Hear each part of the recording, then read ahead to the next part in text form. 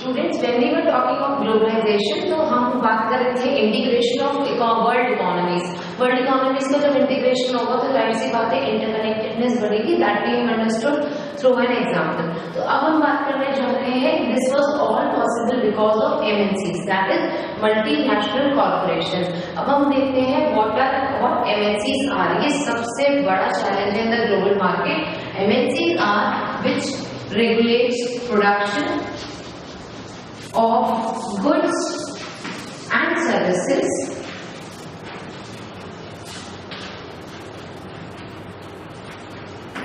in more than one nation.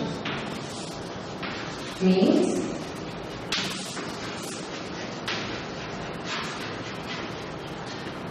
you know कि पहले हमारे यहाँ पे सिर्फ हमें एक ही तरह की गाड़ी देखने को मिलती थी, अब हमें बहुत सारी वैरायटी है, we can choose from there.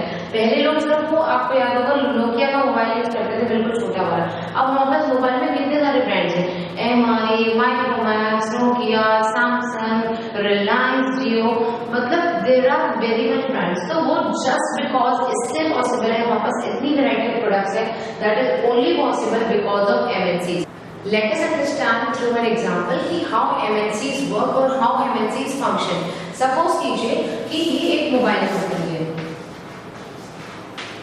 ये मोबाइल है नोकिया। नोकिया की मोबाइल कंपनी, आपको पता है नोकिया कहाँ से है? From Finland. अब नोकिया की मोबाइल कंपनी है फ्रॉम फिनलैंड। अब नोकिया ने चाहा कि मेरा प्रोडक्ट सिर्फ फिनलैंड में ही नहीं अवेलेबल हो, वो वर्ल्ड में हर जगह अवेलेबल हो। So what Nokia did, Nokia setup MNCs.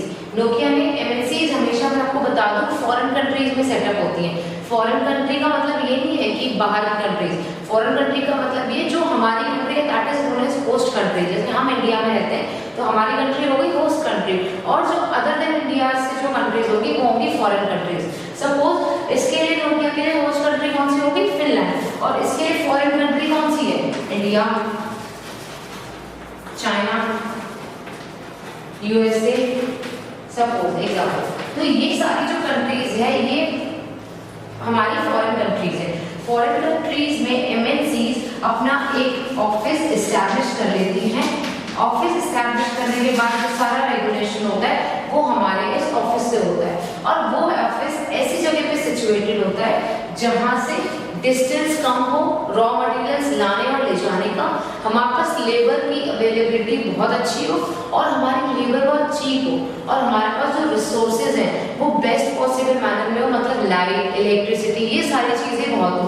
आप सोचिए कि आपने एक इंडस्ट्री सेटअप कर दी, आपने एक एमएनसी सेटअप कर दी, आपके पास लेबर बहुत चीप है, आपके पास अवेलेबिलिटी ऑफ रिसोर्सेज है, रॉ मटेरियल आपको बहुत पास से मिल रहा है, आपको ट्रांसपोर्टेशन का इतना खर्चा नहीं करना पड़ा। व्हाट इफ कि अगर आपके पास लाइट और इलेक्ट्रिसिटी नहीं है, आपका प्रोडक्शन वहीं का वहीं रह जाएगा। You have all the facilities, पर आपके पास लाइट वगैरह, इलेक्ट्रिसिटी नहीं है, बेसिक नेसेसिटीज नहीं है, तो यू कांट वर्क। तो एमएनसीज अपना ऑफिस ऐसी जगह पे, फॉरेन कंट्री में ऐसी जगह पे सेटअप करती हैं जहाँ पे अवेलेबिलिटी ऑफ रॉ मटेरियल्स हो, वहाँ पे अवेलेबिलिटी ऑफ चीप लेबर हो, और अवेलेबिलिटी ऑफ लाइट, इलेक्ट्रिसिटी, ऐसी सारी चीजें हो। इससे अब आप सोचेंगे इससे फायदा क्या हो रहा है नॉर्मल कस्टमर्स को। कस्टमर्स के पास क्या होगा? वाइड वैरायटी आ जाएगी। आज जब हम मार्केट में फोन खरीदने जाते हैं, we have Apple, we have Mi, we have Nokia, we have Samsung, we have Reliance Jio, we have so many other brands, जिनका तो मैंने नाम भी नहीं लिया। तो हमारे पास क्या है, एक ऑप्शन अवेलेबल होता है, we can compare different products, we can buy, we can increase our purchasing power. और अगर हम बात करते हैं एमएनसीज की, एमएनसीज को क्या फायदा होता है? उनको ये फायदा होता है कि उनको एक तो हर चीज बहुत चीप रेट में मिल जाती है। आप सोचिए कि इंडिया अगर बाहर से फोन मंगा के हमें यहाँ एक्सपोर्ट और इम्पोर्ट कर रहा है, उसकी कॉस्ट बहुत ज़्यादा होगी, बजाय उसके वो फोन यहीं पे बन रहा है, यहीं पे बिक रहा है, उसकी कॉस्ट कम होगी। That's why the main purpose of MNCs is कि वो यही पर्पस है कि हमें जो कॉस्ट बाहर पड़ रही है उस पर्टिकुलर प्रोडक्ट की, वो भी कॉस्ट हमें इंडिया में पड़ रही है। तो पर्टिकुलर इंडिया के लिए अगर हम फायदा देखें तो क्या होता है कि हमारी एक तो एमएनसीज जहाँ पे सेटअप होती है उनका कॉम्पिटिशन कम हो जाता है। सोचो कि वो लोकल कंपनीज के साथ मर्जअप कर लेती हैं, तो उनको कंपटीशन खत्म हो गया। उन लोगों ने क्या किया, लोकल कंपनीज के साथ मर्जअप किया। नोकिया ने लोकल कंपनी के साथ मर्जअप किया, उन्होंने मर्जअप करके अपना नोकिया का मोबाइल लॉन्च किया, अपनी एक सिम लगा ली, रिलायंस की या किसी की भी जो इन है। जैसे अभी आप जियो का सुन रहे थे, जियो के साथ जियो के फोन में जियो की ही सिम आएगी, तो दैट मीन्स उन्होंने एक अपना ब्रांड आइकन क्रिएट कर दिया, जिससे उनको क्या फायदा हुआ कि उनका इंटीग्रेशन बहुत अच्छा हो गया, उनको रॉ मटेरियल बहुत अच्छे से मिल गया, उनके पास रिसोर्सेज भी काफ़ी अमाउंट में रह गए, क्योंकि लोकल कंपनीज उनके साथ हैं, तो लोकल कंपनीज कैन एश्योर। और आपने बिजनेस प्रोसेस आउटसोर्सिंग का नाम सुना होगा, that is BPO। BPO means जो हमारे सारे कॉल सेंटर्स चलते हैं, कॉल सेंटर्स का क्या काम होता है कि हमारे प्रोडक्ट के बारे में इंफॉर्मेशन देना, कस्टमर की क्वारीज हैंडल करना। तो जो सारे कॉल सेंटर्स आप देखेंगे बड़ी बड़ी कंपनीज के, वो इंडिया में है। क्यों है इंडिया में? क्योंकि इंडिया में पीपल आर मोर अनएम्प्लॉयड, लोग अनएम्प्लॉयड ज़्यादा हैं और इलिटरेट हैं, मतलब इतने ज़्यादा नॉलेज नहीं है। तो उनको through 15 days through 20 days training देके they get a job in business process outsourcing और इन BPO, और उसके बाद यहाँ की लेबर बहुत चीप है। सो वहाँ की MNC का टारगेट क्या रहता है? इंडिया, क्योंकि यहाँ पे ये सारी हमारी ड्रॉबैक्स हैं जिससे उनको वो बिजनेस प्रोसेस आउटसोर्सिंग इंडिया से करते हैं, जिससे उनको बहुत सारा फायदा मिलता है।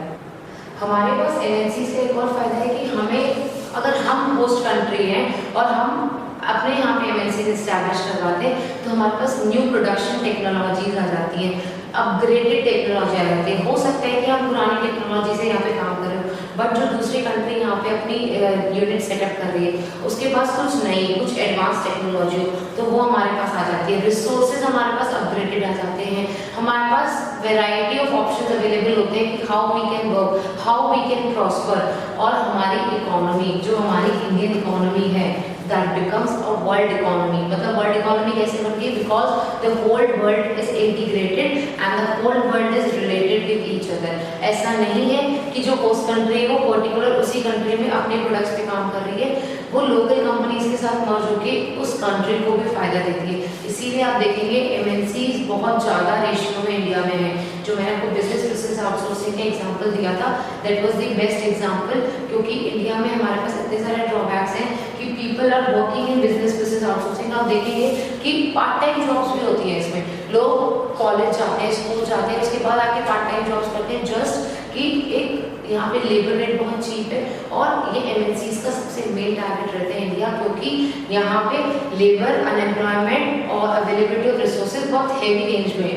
क्योंकि जब अनएम्प्लॉयमेंट है तो यूथ तो हमारा बहुत ज़्यादा अवेलेबल है, तो ये एक ह्यूमन रिसोर्स अवेलेबल है फॉर देम, तो they use it in a positive manner. तो जो तभी बोला जाता है कि जो लोग इंडिया से बाहर जाते हैं अपनी स्किल्स, अपने उसका एनहांसमेंट करने, तो वो लोग इंडिया से बाहर न जाकर अपने स्किल्स को इंडिया में शो करें, बिकॉज कि ये जो बिजनेस प्रोसेस आउटसोर्सिंग हो रही है, they can establish their own MNCs here only.